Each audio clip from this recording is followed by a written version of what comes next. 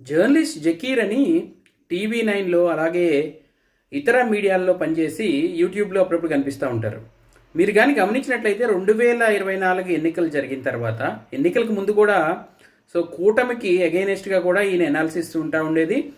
ఎన్నికలు జరిగిన తర్వాత కూడా, అంటే మే 13 ఎన్నికలు జరిగి ఫలితాలు జూన్ 4 రావడానికి మధ్య ఉన్న సమయంలో ఈయన పిఠాపురంలో ఇలా ఓటింగ్ ఉంది, పవన్ కళ్యాణ్ గెలవకపోవచ్చు అన్నట్టుగా ఒక అనాలిసిస్ ఇచ్చారు.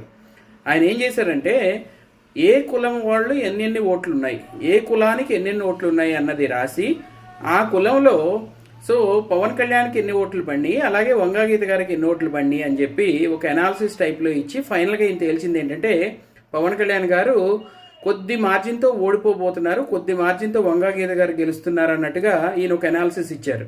దాన్ని బేస్ చేసుకుని వైసీపీ మీడియాల్లో తెగ ఊదరగొడటం జరిగింది. పాపం ఆయన ఈ మధ్యకాలంలో